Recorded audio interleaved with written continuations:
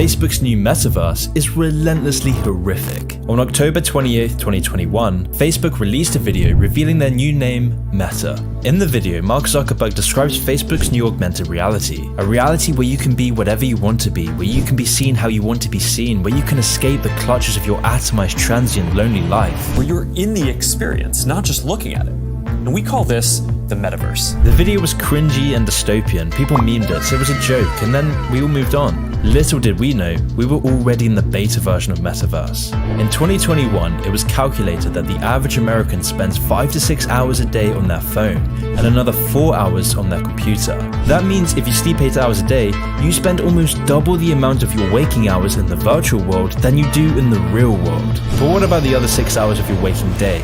The hours we somehow manage to spend in the real world, well, that's time that could be spent in the virtual world. That is wasted time that doesn't make Facebook money. It's a completely untapped market, which is why Facebook decided they would take things to the next level, putting all their money, all their employees, and even changing their name to take our addictions to new heights. This really shouldn't be shrugged off. Facebook's algorithms have already worked exceptionally well. Facebook is one of the main forces behind our virtual addiction in the first place. It's for this reason that the Metaverse is beyond sinister, because the Metaverse sets a precedent the likes of which we've never seen before. Instead of us being addicted to a drip of anodyne lethargic dross, we will be attaching our own consciousness, our own lives, our own businesses, our own culture, our society into the virtual world. People are getting married inside the Metaverse. Nike just bought a virtual shoe company that makes virtual NFTs and sneakers for the Metaverse. We are currently witnessing the commodification and mechanization of human existence. But to understand this whole picture, we need to understand the person behind it all, Mark Zuckerberg. The son of a dentist and psychiatrist, Mark Zuckerberg was born and raised in an affluent suburb of New York, where he would go on to attend Harvard University. For Mark's entire life, he has never lived outside of the elitist culture he was birthed into. Just like almost all of his co-workers, associates, the reporters covering him, or even the congressman pretending to regulate him. Starting from the beginning, Zuckerberg's business ventures have always been rife with controversy and unethical business practices. Zuckerberg started his first web venture in 2003 while attending Harvard. The site was called FaceMash. It compiled photos of Harvard students and allowed users to evaluate their attractiveness. But after Harvard caught on to this, Zuckerberg would begin a new site. Inspired by Harvard students' directory Facebooks, Zuckerberg would go on to create his new online version for students. Instantly, the site gained enormous popularity. Facebooks was live on a handful of college campuses. It was not the market-leading social network or even the first college social network. Other companies had launched sooner and with more features. Facebook only had 150,000 users, and yet that summer they raised their first $500,000 in venture capital. And then less than a year later, they raised an additional $12.7 million. So how was Facebook able to raise so much money when its actual usage was so small? Well, by all accounts, what impressed investors the most was one thing in particular: the raw amount of time Facebook's active users spent on the site. More than half of all users came back to the site every single day. Because from the beginning, the site was built to be extremely addictive, so that once the consumer was addicted, Facebook could steal all their information and data and sell it off to advertisers for a hefty profit. From the beginning, Zuckerberg had always shown contempt for his users. For example, just days into Facebook's launch, Zuckerberg texted a friend bragging about how he had all Facebook users' personal information and offered info about anyone at Harvard. "They trust me," Zuckerberg bragged. "Dumb f***s." Whilst at the same time, Zuckerberg assured users over the years that they shouldn't be concerned about their privacy. As Facebook continued to grow, several of Zuckerberg's early collaborators accused him of stealing credit and shares in the company. Lawsuits followed and Zuckerberg paid, but none of this would get in the way of Facebook's growth. The company was now close to 2 billion users worldwide, granting Zuckerberg a net worth of over $70 billion.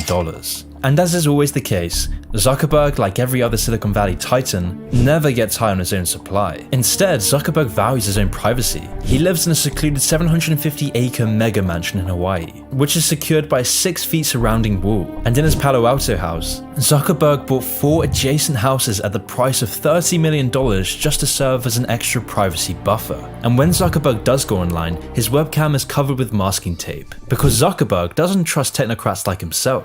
But most of the public, or in Zuckerberg's words, the dumb f***s, allow Facebook to gather an ever-growing amount of intimate information about each of its users. Facebook knows the sites you visit, the events you attend, the vehicles you use, because Facebook is attached to so many other sites. It even knows your browsing history even when you're not using Facebook.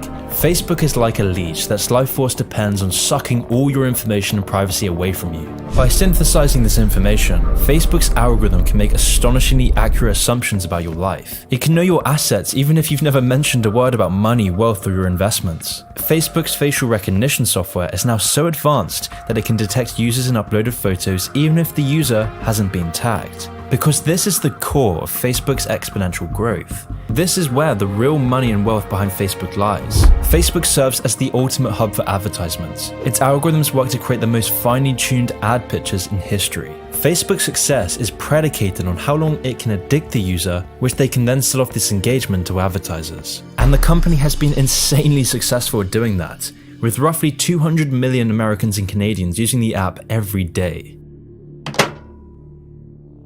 Sean Parker, the first president of Facebook, bluntly admitted that Facebook overrides the free will of its users. When engineers designed Facebook, Parker explained that their point of focus was, quote, "How do we consume as much of your time and conscious as possible?" In his XEO article, Parker admitted that Facebook wasn't just addictive as a virtual drug, but was having similarly wide-reaching effects. Quote, "Facebook literally changes your relationship with society and with each other. God only knows what it's doing to our children's brains." This was a stunning admission, but it received surprisingly little attention at the time, because deep down we all want to ignore this reality. It's just easier to be comfortably numb. The closest analogy I could think of to the addictive power of social media is probably heroin. Heroin gives an illusion of knowing and of control. The heroin addict is analogous to the social media consumer, where what is seen feels real. The virtual world allows the user to blot out the real world and enter into a pleasurable passive numbness. You become absorbed by the dopamine, hooking you to look at the next thing and the next thing. And just like any other addiction, people always overestimate their control over their virtual usage. And most importantly, the damage social media addiction has on the lives of its users and society is what in my view defines it as a serious addiction.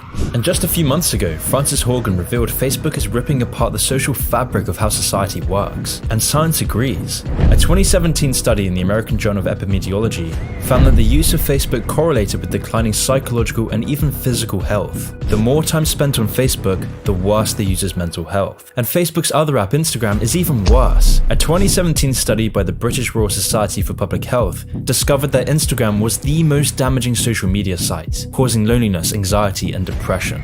This isn't a secret to Zuckerberg, or even the public at this point. It's an established fact. But if you thought Facebook's global omnipresence wasn't creepy enough, things are about to get a whole lot more dystopian. In 2013, Zuckerberg foresaw that Facebook was going to plateau. Almost all big tech companies reach their expiry date as quickly as their rise. MySpace, Napster, Yahoo. So Facebook needed to take on radical change, which is why they began to invest everything into VR technology, putting their finest programmers, engineers, designers to revolutionize social media. It would take over 8 years for their first prototype to be produced, and it was called the Metaverse. Now, what's the Metaverse? Well, according to Zuckerberg, the Metaverse is the next version of the internet. Facebook promises that the Metaverse will introduce the world to a new reality, a reality made up of different worlds, avatars, and businesses. Professor Reed explained that, quote, "The Metaverse's ultimate aim is not just virtual reality or augmented reality, it's mixed reality. It's blending the digital and real world together. Ultimately, this blend may be so good and so pervasive that the virtual and real become indistinguishable.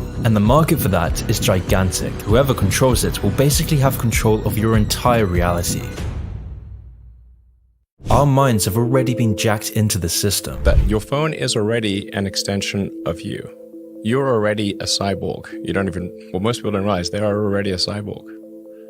That phone is an extension of yourself. But once we live inside the virtual world, where an entire society, economy, and culture exists in this world, that's when we should be deeply concerned. This is potentially the biggest threat to humanity as we know it. But to understand why, let's first look at the experience machine. Philosopher Robert Nozick coined the idea of the experience machine in the 1960s, and his version of the experience machine has uncanny parallels to the metaverse. The experience machine is a thought experiment, where you can put an electrode in your head and you can simulate neurotransmitters that you can live life in infinite bliss. Most rational humans would completely reject this. They wouldn't want this. They'd want a meaningful life. But what if you could put an electrode in your head that gives you endless meaning? Well, I'm starting to worry that that's the situation we find ourselves in now, where the metaverse will provide you meaning through shops, businesses, meeting friends, celebrity worship, instant news, instant pleasure, and shallow meaning in the metaverse. You'll be able to feel as much pleasure as you want and do whatever you want. You can feel like what you're doing is meaningful because that's the illusion needed to keep you stuck in the metaverse algorithm.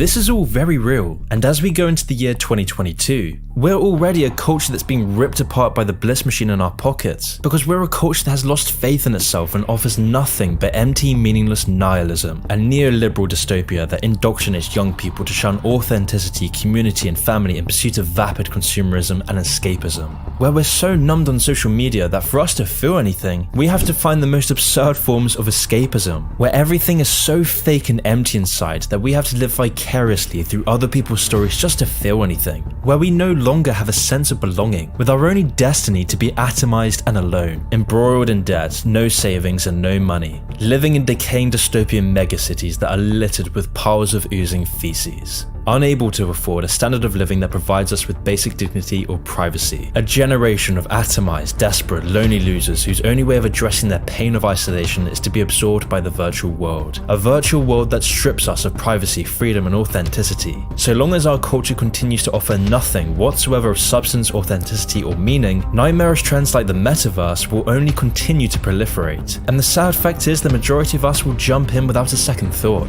because deep down we have nothing else to live for.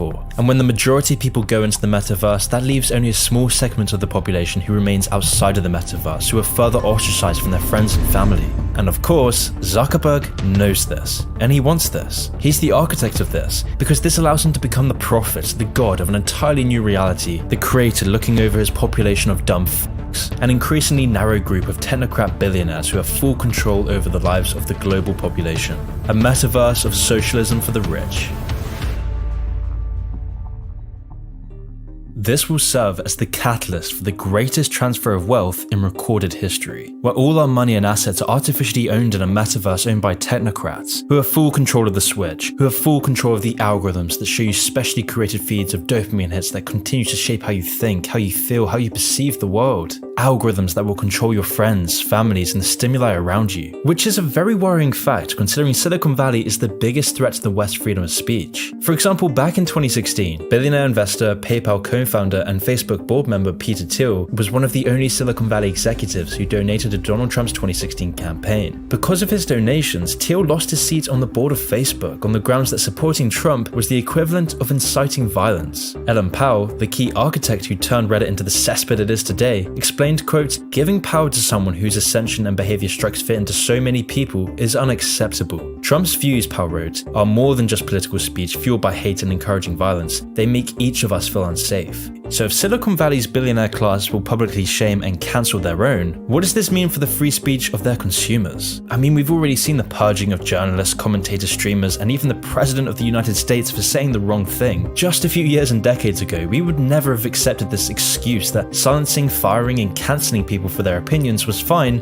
as long as it wasn't the government doing so. But that era has been all too forgotten. So what does this mean for the metaverse, which will have a monopoly on the bulk of information the globe consumes? And most importantly, this poses the question, what kind of society do we want to live in?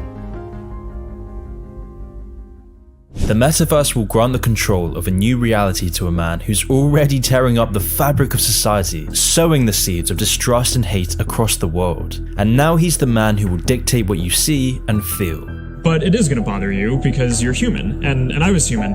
I am human, still. Our society has been descending into madness at such an accelerating rate that the metaverse is promoted as our only redemption.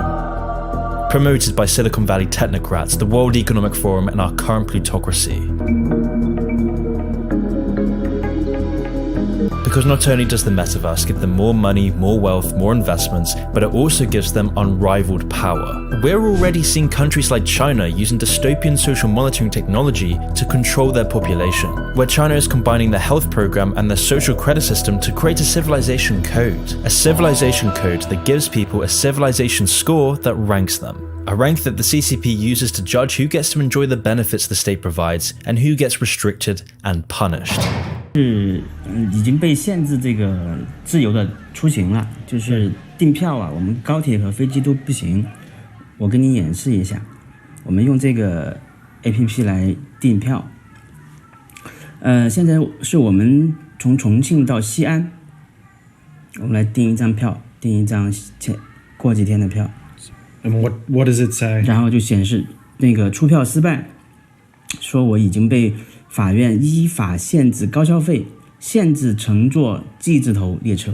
All of this data is then stored on a government database that tracks your internet activity, internet history, which sites you spend your time on, what you say, what you do, and your overall general behavior. With some of these very same restrictions now being imposed on massive chunks of the Western population. A digital ID card that is monitored by government databases around the world, where your basic liberties are stripped away from you if you aren't able to comply, where you are dehumanized for not wanting your God-given freedoms to be used as a bargaining tool. And I think, like others have said, gyms, hairdressers, but why not supermarkets? Why not public transport? I know it's difficult to police some of these things, but really, if you want to participate in society, you need to be vaccinated. Where all of those who oppose this are targeted by big tech giants and the parasitic mob. All of these combining factors makes the metaverse the gateway drug to a globalized social credit system, where your speech, actions, and preferences are monitored at all times of the day, where your virtual memories are chopped up and distributed to advertisers for a profit.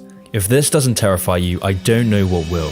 The companies who will do this have done nothing to engender trust in their users, and yet they will be the architects of our new reality. And the even sadder fact is that most of the public will continue to eat all of this up, desperately rushing to fill the void of emptiness and loneliness, voraciously consuming synthetic emotions through any escapism possible, complicitly creating a nightmarish future that will destroy all the pillars of Western free society, where we will eagerly strip all of our privacy and dignity for a pair of Nike's NFT virtual shoes, gleefully becoming married inside a universe run by a man who sees his customers as dumb f***s, while at the same time, China is now putting their efforts to unplugging their population from the virtual world. China is limiting video game usage. China is limiting their population's internet usage. Instead, China is promoting marriage within its population through social economical wedding zones. China is doing everything it can to promote family culture within its populace, and rewarding happy families for doing so.